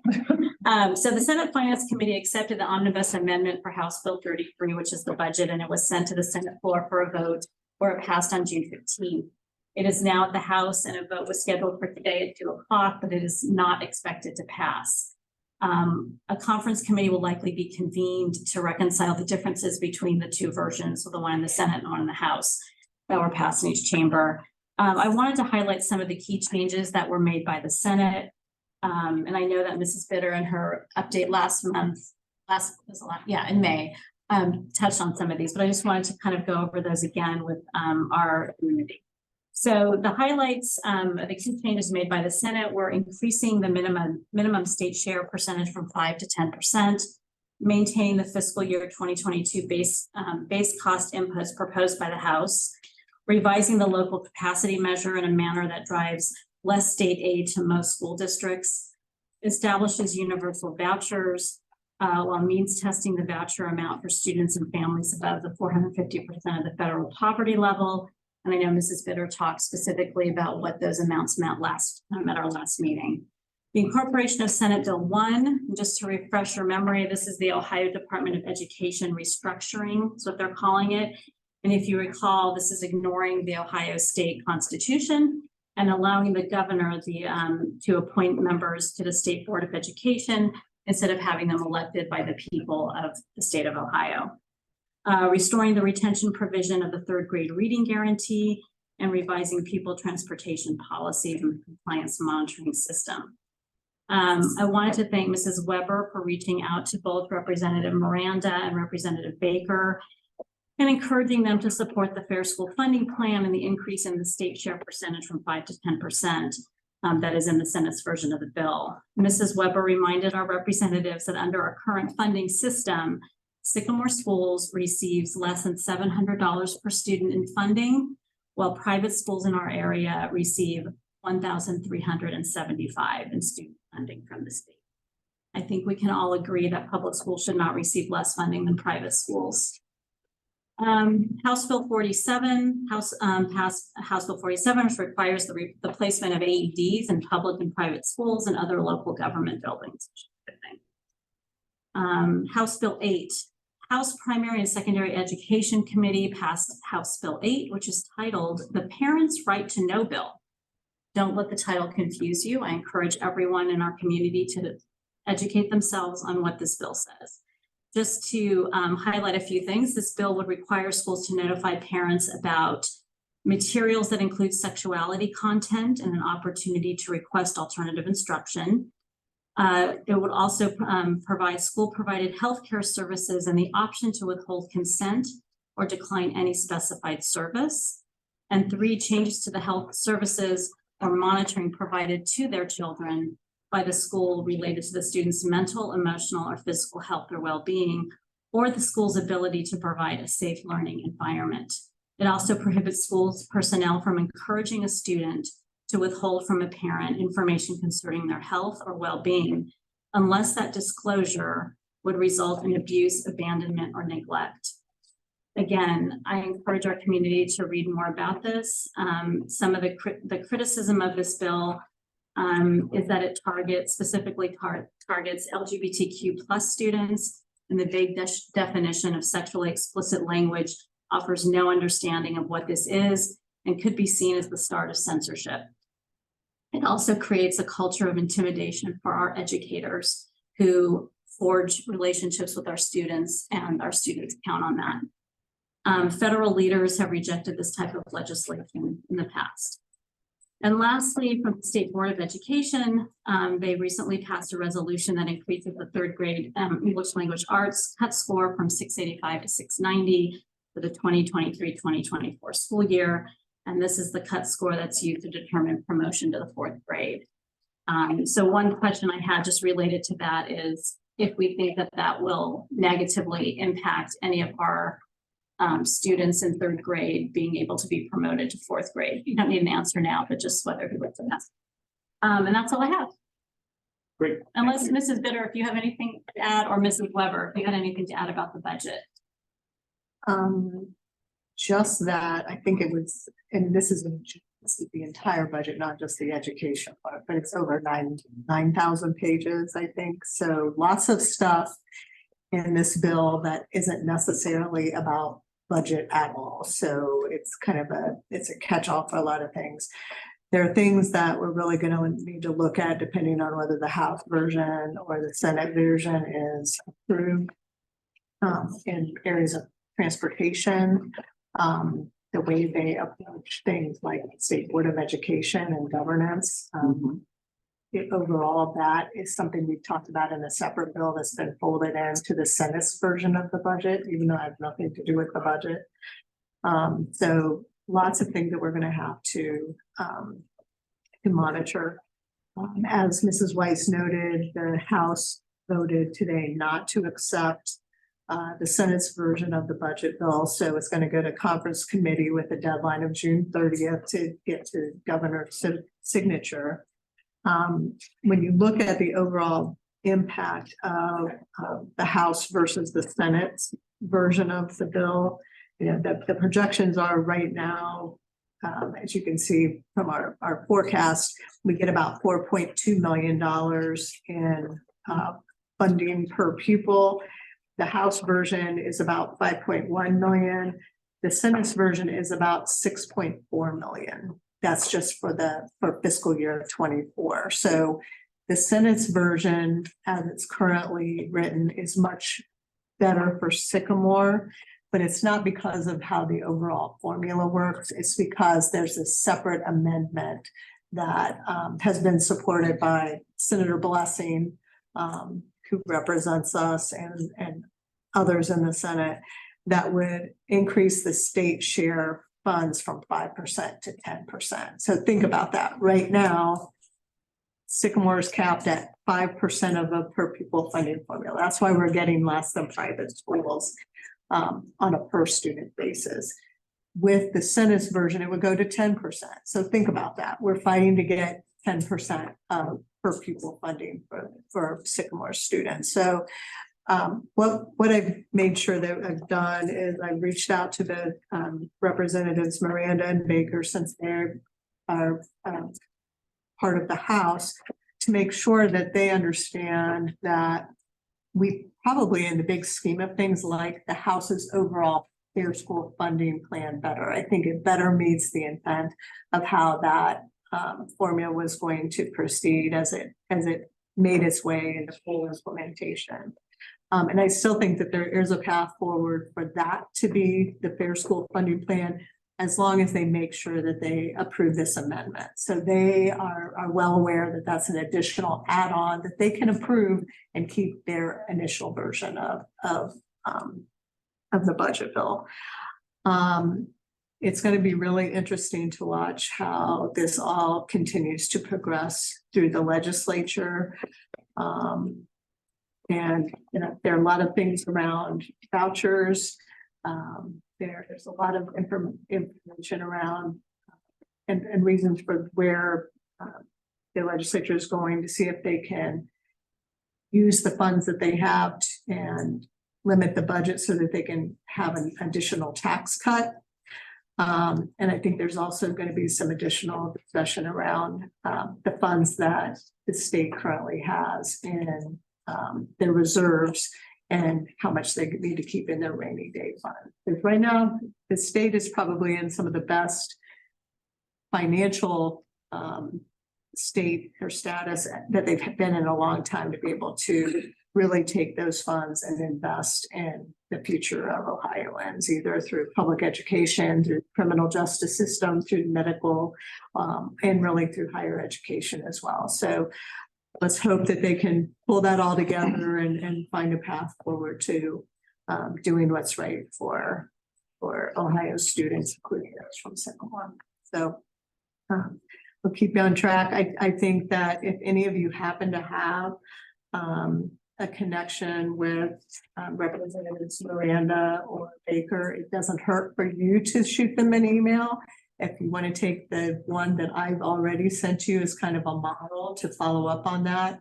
We're hearing from the people who work with us at Ohio School Boards and OASBO and BASA that one of the things that they're hearing from members of the House is we're not hearing from the school districts right now. So I think that's something we need to make sure we continue to do. I think that Senator Blessing also has a very key role in primary and secondary education from the Senate side. So I would send him the same email as well. Take that as a model. Thank him for getting it into the Senate's version, because that's something that I did immediately, because I knew it was something that I knew that it was something that he helped us with. So keep sending those that information. If any of you need the email addresses for their legislative aides, oftentimes that's the best way to get it to them, because if you just send it to their general email box right now, they're getting, I can't imagine how many emails on all of these different parts of the budget beyond schools.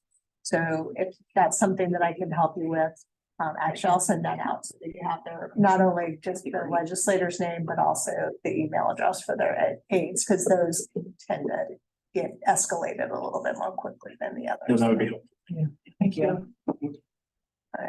Okay, thank you. Moving on to other Board of Education business, we do have a few items this morning, this evening. First of all, a reminder that we do not have a regularly scheduled morning July meeting. As is always the case, coming up to the July 10th hiring deadline, we may need to have a special meeting just to approve any additional matters that we have. So if that's the case, we'll reach out to board members for timing and availability. It would be a very quick meeting, just approving person. We should talk about board docs. So as I said, we will be making a change. As we start to do this and Mrs. Logan comes on board, we will get the training materials to board members so that we're all aware of the changes in board docs, but it will be helpful in both the agenda preparation, including distribution, and the minutes are posted on there now. We'll continue to be posting on that, but have some more information once we move forward with that. So the board docs will be where we keep our meeting minutes moving forward. Will we put all the stuff that's already on our website onto the? It's already on there. So Okay. that transition has already been made. Okay, they already did. Yep. We already.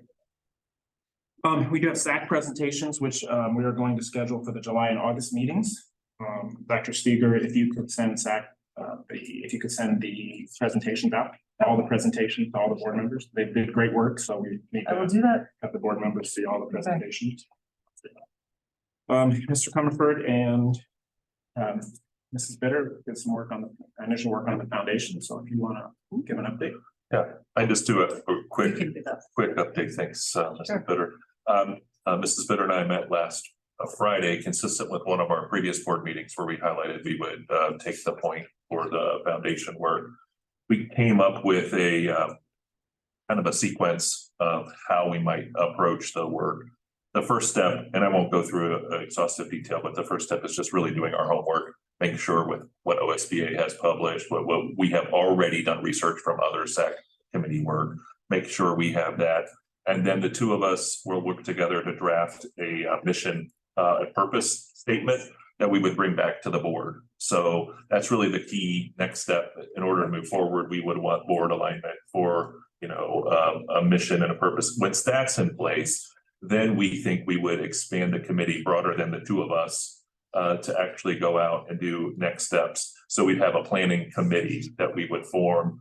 And we base that off of the research that we're doing, because there's so many presentations, many years of information that the community has been giving us to a foundation idea. So just so you know, we're not just gonna make up. Make it up on our, Yeah. we are gonna use what we, right, but of course we'll add it, and then we will all. Mr. I just wanna Comerford, make sure you. you have access to all the SAC information. Yes, correct? I do have all that. I've already shared it with Ms. Bitter. We both reviewed it before we met Thank on you. Friday last week. After we form a committee, we have what we would outline as the plan for that committee. I won't go through that in detail. We will bring that with the mission and vision back and the purpose. We want to make sure that we're all looking at this through the same lens. And so the immediate next step is for the two of us to come back, put a formal agenda item and have a discussion about the foundation. So I just want to let you know that because we talked about it at a previous board meeting, we had taken action and we expect to come back to the board as a whole with that immediate first step. Any idea on timing? We're That's gonna hopeful. be a part of, that's gonna be one of our items that we bring to the board. We're gonna do this step by step. We don't have the timing of that's actually. I don't mean of bringing the whole thing. Oh, okay. Coming back with a mission vision. I'm hopeful by the Next- July yeah. 21st evening meeting. With we'll have every that. meeting, we're gonna try to add, one item that we can. We're on it. We're just kind of slowly but surely get through this together. Bring it to you and then we move based off of our conversation. And based on the comments made in one of the previous board meetings, we've had people reach out to us already with interest, those who had worked on SAC before and heard it in the board meeting. So there is interest from people who have worked on this in the past, so. Great. Great, thank you very much. Thank you. Next, I want to have a discussion on the ask by the board to have resumes attached to board agendas. The board has been very inconsistent on who they're asking resumes for. Just an example, we hired two assistant principals at the high school. There was an ask for one resume and not the other one. So I think as best practice, we need to come to an agreement as a group of 5 of us. What is our expectation on attaching resumes, CVs, whatever you want to call them, to board agendas? Do we want to do it for building principals, assistant principals, key flight team members, teachers, every single staff member we hire? So kind of opening up for discussion of what we want, and then hopefully we can come to an agreement. And the expectation with the administration, they'll know what our expectation is, and they can feel it. Before we do that, I would like to understand a little bit better in terms of the request that was made for the assistant principal position at the high school. I think you said, why was the request made for one and not the other? Oh, I don't know. There was just one board member. That was me, and I will just say that we always, as long as I've been on the board, we've received, at least last summer, I'll say, we received resumes for the new hires for assistant principals, and for the teachers. And I will just say that perhaps there was an oversight on my part. First of all, for this agenda, for one of the recent agendas for the teaching staff, I didn't realize they were new. I actually misunderstood that and thought that there were people that were already our teachers and we were hiring them or saying we were renewing their contracts. That was a bit of my mistake. And it was an oversight on my part that I missed it. I didn't realize that they were taken out. That was my oversight.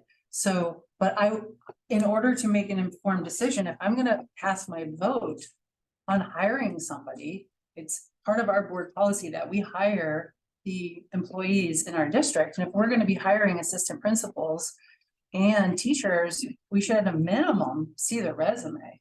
What is that? To be able to vote yes or no. How do you know? So Dr. Davis, since you've been here, because I don't recall that last year we saw resumes for all the teachers.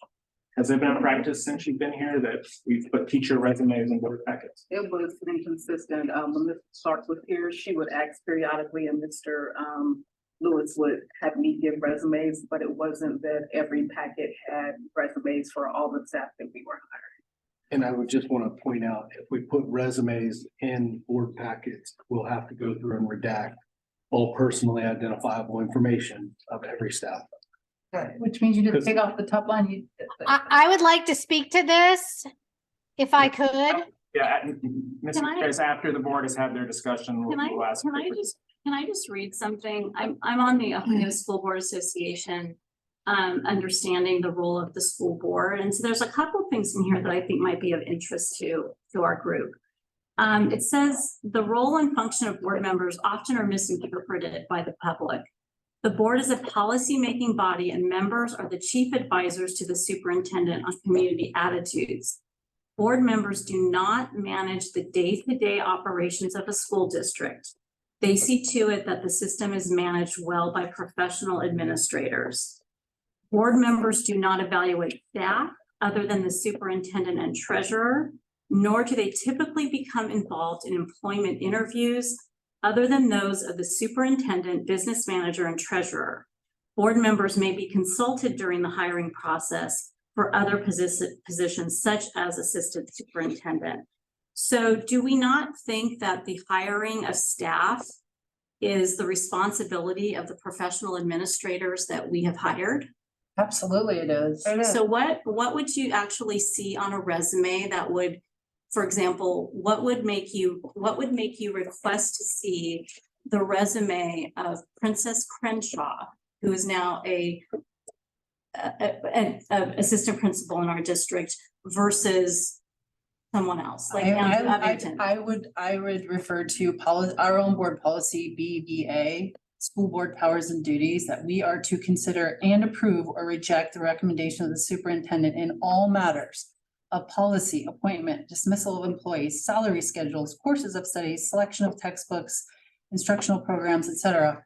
That is our role. That is our duty. We have to make an informed decision. No, we are going to review it. We are not going to be part of the hiring process in the interview part, but if we don't see a resume for an assistant principal, how can we make an informed decision? Right. How can you do that? It's violating board policy. I Can do you make an believe, informed decision by looking at a resume? Absolutely. It's a certification. Absolutely. I can see if the person You has don't their think that our- college degree, if they have their certification, I can read the words on their resume. Absolutely. I Do you can not see how it's believe- written. Okay, but do you not believe that the administrators that we have hired would actually perform that function to look and see that they have the necessary certification, that they have the necessary education? What expertise are you bringing by looking at that resume to the process? My expertise is as an attorney who is educated, who can read a resume, and who knows that my duty as a board member is to follow board policy. That is it. As an And to make an attorney, you're informed, looking at that. or as a legally? parent, or as a community member, as a person who knows how to read a board policy. That's how I know that I'm supposed to be doing my duty as a board member and reviewing resumes. I don't have to. Absolutely, I'm gonna give our superintendent every benefit of the doubt, but I have to see it. How do I vote yes if I haven't even seen it? How do you do that? I don't understand how you can vote for something when you haven't seen a resume. Oh, well, because I voted for the people who are actually in the roles, who are professional administrators. So whatever salary, whatever person that anybody wants to hire, you're not gonna review that at all. You can just go ahead and take that. salary is. I But don't the think, policy, looking at I don't think that if I believe that our superintendent, our director of HR, our building principal has looked at a resume of a teacher, I don't think that I'm going to look at that resume and have any more of a deeper understanding of that candidate than they have, who that candidate has gone through the process of being interviewed. it's about making an informed decision. It's about making an informed vote. And as a board Okay. member, I believe we cannot execute our duties properly if we do not do that. So I do see value, I think from a principal, assistant principal, I can certainly get behind that, pretty easily, based on leadership positions to, have that background. I'm still struggling with seeing it for every single teacher that we hire. No, it has to be for every employee. I would- It no, it has to doesn't be have to every be- single employee that No, we it hire, doesn't not have to just the teachers. Why would it be But it, just right. restricted to that? If it's your board duty on every hire, you would see every resume of every Yeah, person. you'd see bus driver, you'd see everybody. I would think So, that, so when you are Mrs. done Grace, the discussing board is this, not- Not done yet. We're not done. I would We're not done with our conversation yet, Mrs. Grace. So Yeah. my concern is when you see someone at step 0, are they under full certification? Are they under emergency certification? Have they taught anywhere else before, like say a private school, we're just bringing them into at step 0? Are they just out of college? I want to understand what we're doing with those things, because I don't think our district is in a position to say we need emergency certified teachers. That's a deal, but that's an never- operational issue. but it isn't actually. But it is actually. Because we are making a decision as a board to choose to hire people between certain steps, right? That's the strategy right now. So that's something that the majority of this board has decided this is what we're gonna be doing. So the question is, okay, I wanna see the resume of the people. If we're gonna change course and hire people with less experience than we did in the past, then I would like to see that resume. I would like, But that's as a not. board member, to make an permanent decision. informed, That's all. That's a we're- I would like to make an informed decision. So are when you, I- are I you don't think that's- proposing then for every staff member? Or are you just looking at teachers? Teachers and I think teachers and what's it called? The staff, the educators like therapists or nurses, I forget the name. Is it called? related service? Is it called? non-certified or certified. Classified. Classified staff, excuse me. So I would like to see the resumes at a minimum for the administrative positions. I mean, at a minimum, I absolutely feel like I cannot make an informed decision unless I'm seeing them for the teachers, or the educators that are working in our buildings.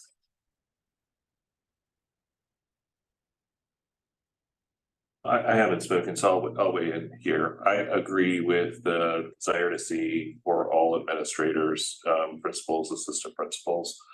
I think what I would like to see, I would say on the rest, I would never make a hiring, non-hiring decision based only on looking at a resume. I would have to be part of a interview process to make a should we hire or shouldn't we hire type of decision. So for me, I do trust the team making the hiring decisions of the teachers that they know what they're doing. To your concern on are we hiring the right years, what I would like to see, and I've shared this before, is a cohesive set of what's the nature of the group that we have lost each year and hired each year as it relates to years of service and other dimensions. I think that at a high level makes sense for the board to review. Are we seeing trends that are concerning at a macro level? But for me, I don't need to see that on a teacher by teacher. I couldn't sit here and say yay or nay on an individual teacher based on solely looking at a resume. I couldn't. I understand that, and to be honest with you, I completely understand that and I agree with that, but I also couldn't say yes when I haven't seen the resume. Like I don't understand how we as board members can make an informed decision. Right. We have to look at it too. We can't say, we're gonna go into this contract. We get all the contracts from every contract we have. I need to see the contract. I need to read the language. I need to see that it has been done. I need to see that a resume has been sent with the qualifications. For me to say, I'm gonna decide yay or nay based on that resume, no, but how do I make a yes vote when I haven't even seen the contract, when I haven't even seen the resume? That's what I'm talking about. It is the superintendent's job to hire, interview, and that is not part of what I am doing, but I don't understand how I can make decisions when I'm not fully informed. I want to make sure I clarify it. I want to make sure for the board's knowledge, you do realize that the superintendent does not interview every single. Yeah, I do. So we have hiring people that, in my mind, the hiring managers that are closest to the need and the work is the building principal. Right. So the building principals do all the interviews, they complete the entire process. I don't often look at every resume of every individual that's hired. Dr. Davis does that. Right. When they come through to be processed, and my interaction with most new hires is social interaction in the lobbies or when they come in for new teacher orientation. So, I have to trust that the 7 building principals and their assistants are working through a hiring process, because again, I can't micromanage their hiring from a standpoint of there's nothing I'm going to be able to glean from looking at a resume to make a decision about what they think they need in their building. So from my standpoint, I don't review every single employee other than I give them parameters about their hiring. At this point in and I think you all realized that last year at new teacher orientation, a parameter was put into place because our hiring had gotten a little bit out of control, and you can't keep hiring the same, to your point, Mr. Comfort, you can't keep hiring in the same age range, then you're going to lose a lot of teachers all at the same time. So we have to diversify our staff from a years of experience situation, but also, looking at our need of our district. So I just want to make sure that's clear, because I don't do, every single hire of this district. Let me just ask this question, Dr. Davis. I mean, can you just help explain briefly the process? Like, if someone's not certified, they're not going to get entered into the process. If they don't meet the minimum qualification, They're not adding to the agenda until they have their certification and we get their background checks in at minimum. So when you bring these candidates, But there are different kinds of certification too, Mr. Ballard. That's the other. but if someone's going to perform a job in this district that they need a certification to, our HR department is not going to bring them on a board resume if they don't have certification. Correct, and we have never hired anyone since I've been here on an emergency certification. All of our teachers and staff that we have hired have full credentials through the Ohio Department of Education. The other thing that I was trying to, because today when I was looking at some of the names on here, I was trying to figure out like, you know, what is your experience, you know, those kinds of things, and they're already listed on our district website as working in these buildings, just, they're already there. I'm not So- sure what you mean. So if you go onto our district website, say, you pick one of the names on like top 3 people, they're already listed on They're there. already on our website. We haven't voted on it. Well, and I think Mr. Long can probably address why they're there, so.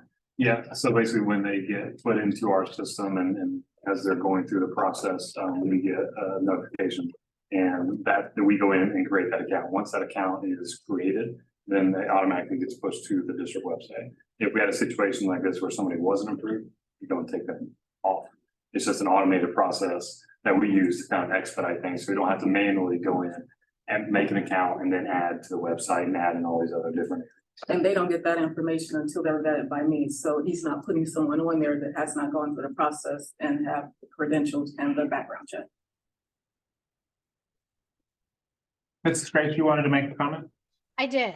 So I just wanted to share that in the past, all of the resumes have been attached to the board minutes for any new hire. So that has been historical, be it at administration, teachers, anyone. So people could look at that. Adults don't have to have their information redacted. That's not something that's law. You could redact it if you want to, but that has helped me because we have a settlement agreement, and if people have a certain number of years, I can check that. If nothing is there, I cannot. And there have been mistakes made, and that's my concern. So I want to be fair. I want to be equitable in people's pay, and I've never had an issue with looking at where people came from, what their resumes were. It's always been there in the history of Sycamore in HR until this past year. Thank you. I think maybe one clarification, the resume itself was not part of the board packet. There was kind of a summary document that included education. Resume. Yeah, kind of. In the yeah. past. Their resumes were attached to my agenda. No, it was like a. Yes, they were. Yes, No. they were. Yes, they were. And I have them, and I can go back and show you. I have all of the new hires' resumes attached to the, not necessarily on the board agenda for the public, which was an issue that came up with the public, but it on mine, they were always attached until recently. And I will show you.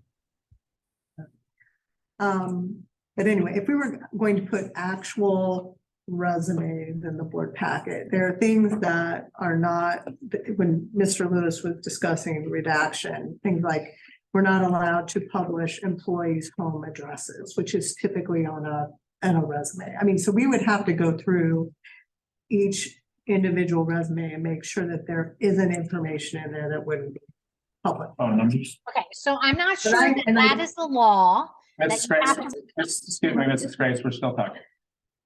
So there would be some additional work if you're putting at the resume that is created by the. So there's no, Mrs. Grace, Right, which is different than what has been included in the board packet in the past. What's been included is a summary, which just gave basic information, including, education level, past experience, their licensure, so those kinds of things. I mean, I think that's what Mrs. Grace is referencing. Yeah. as opposed to the resume itself for each applicant. Right. So I'm not. Mrs. Grace, we're still talking here. Please don't interrupt us right now. So we've had a chance to look at this. I mean, is this something like you're looking for versus an actual resume? This lists experience, this lists their salary, this lists their steps, where they're gonna be. I have some experience on there, right? I do have a fundamental problem attaching someone's resume to this. I just have a Summary fundamental document. problem making an uninformed decision, so that Would gives me that, will information. that suffice for you Yeah, guys? that would suffice for Okay. me. I would, if, I need to if, think about that a little if more. this helps, So it does give me a lot of information though. That helps me, at least I know, we know who we're hiring, where they used to work, some experience, because in the end, we're responsible. This is our duty. This is us. This is the school board. I don't know, I mean, I could give you examples of when school boards don't look at these and when the teachers get hired, and I think we need to Yeah, at least. I'm have fine with a approval on summary that. like this. I'm fine with this summary as well. And if I understand, Mrs. Grace's need with the understanding, are we placing people at the right step level? I think this has all the information that she is seeking. I would have no issue with this type of a document being shared. I would have no issue with that. I would not need it to approve personnel consent, to be honest with you. I would have a question for Dr. Davis in terms of, is that, I don't know if you can see what we're looking at. It's kind of a thing. Oh, okay. Like a summary. Is that something that's just generated as a person, when a person, applies and fills in their information? I have no idea. I've never seen this stuff. Oh. Okay. So I guess one of the questions I think we have to ask is what kind of, burden are we placing on our HR department to create a document such as that? And, for every new hire to put that together, how much of a burden would that be? Talking mainly The teacher. other option is just to redact the top part of everyone's resumes, like, I mean. But if somebody the would have to resume- read the whole resume and make sure there's not additional information in there that would need to be retracted. You could have something personal I would farther hope down. that we read every resume that comes. I'm talking about read it for public distribution. Sure. Mrs. Grace, did you have an additional comment? Yes, I'm sorry, because this is uncomfortable and things are going back and forth, but this has typically been included in what has been sent. And nothing was redacted. I just checked, or people just saw what their credentials were, and it was a resume that was submitted upon recommendation for hire. And that was it. So. Mrs. Weber, did this go directly to her that did not go to the board? Because we've not in my 7 years sent full resumes on. They wouldn't teaching have, heads. Mrs. Grace, they wouldn't have come to you as part of a Board of Education packet that would have They been were, public they distribution. were attached to the board agendas with the hire names. And they were last year. And the year Let me suggest that Yeah. you and I discuss what I can, and go back to what historically was provided within Okay, the packet so that we can come to an agreement on what you think you were receiving versus what I think you were actually receiving. And then we can move forward from there. But I think that and we can also talk about the purpose that you have for wanting to see that information, that there might be other ways that would be less labor intensive for the HR department to get you that information so that you can verify the step placement if that's what you're looking for. agreed. I do think we have two things, Mrs. Grace's need and then what the board wants to see. Right. Yep. And, I agree with Mr. Comerford. I don't need to see that, but if a summary like this is going to be enough for the board members to, That will be sufficient for me. I I need to see, I need Yes, to I see need to see something. I need to something. see and we're asking experience for where- principals, assistant principals, any key district office staff and teaching staff. Yes. Yes. You still want resumes of the administrative staff and directors I would in want lieu of that. something similar to this. Yeah, a summary. I just want it to be clear so I know what we're providing.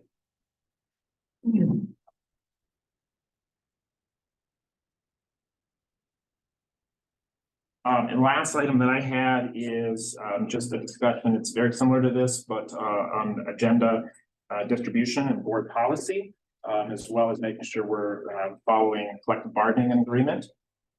So, you know, currently our board policy BPDC talks about board members. Have it here, apologize. Have it.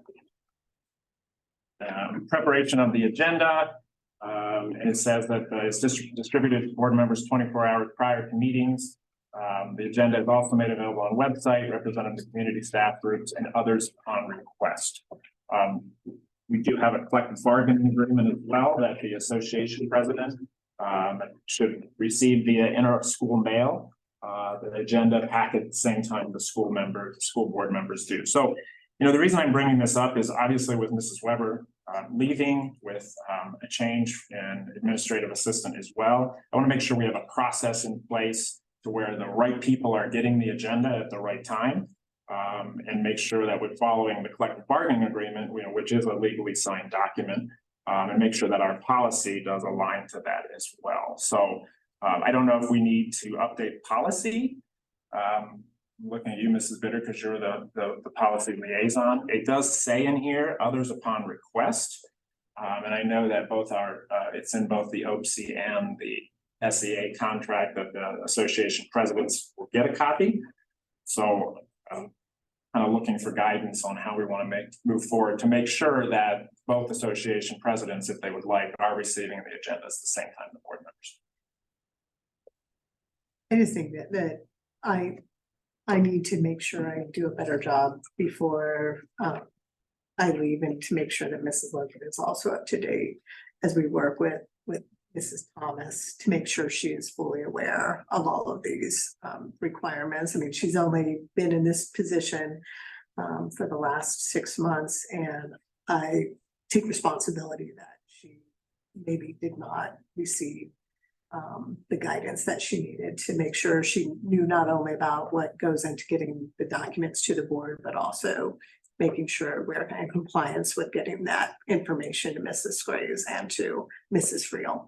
Yeah, I mean, I think, you know, obviously that's in our CBA, but I think it's very important that they get a copy at the same time the board members do. And obviously, when we redo the CBA, I think inter-school mail should be changed to email, because I think she should get it electronically. You won't get it for a long time. Your mail. Right, versus sitting in an inbox somewhere, particularly during the summer. So Mrs. Weber, you'll work with Ashley to ensure that this is updated so that we're doing that. Do we feel we need a policy change? And I think the policy is okay. I mean, that's not really on our end. I mean, on the policy end. But the CBA trumps the policy. Yeah, I mean, I mean, it says here that we will get it at least 24 hours. So let's say we got it 25 hours before, then that would trigger the moment that the two presidents of the labor association would then get it, right? Because we got it then, technically. That's how it should work. I mean, what do we need to change in our policy? I didn't know if we have to list both presidents of SEA and OPSI on our. I mean, we could do that. We could do that just to make it clear that it's a policy too. We could do that. Maybe that's, I don't know. Mrs. Weber knows that better, actually. I wouldn't do it now. You know, maybe next policy revision. I think just clarifying, I don't think there's any issue that we all get it at the same time. So I think it's all good. I don't have any kind of a concern. I just want to make sure that when the board gets it, that Diane and I get it too. And that's all. Yeah, and I just think this was an oversight. We apologize, Mrs. Grace. I think it's an oversight on some of the new staff we have in place. So we'll make sure training's put in place that it doesn't occur. And if you haven't received it, you know, please reach out to just say Ashley or Mrs. Thomas or Mrs. Weber. No, and I appreciate that. And I did. And that's what I was trying to do. I'm not trying to push an envelope. I just want to be informed so I can share with my membership what's happening. So thank you. Great, thank you very much. I need a motion to go into executive session for ORC 121.22G1, employment compensation and discipline of a public employee, official, or regulated individual. And we will not be returning for any, vote. Second. Mrs. Weber, please call the roll. Hi. Aye. Mr. Steger, Aye. Mr. Ballmer, Aye. Mr. Cullen. Motion passes. Thank you.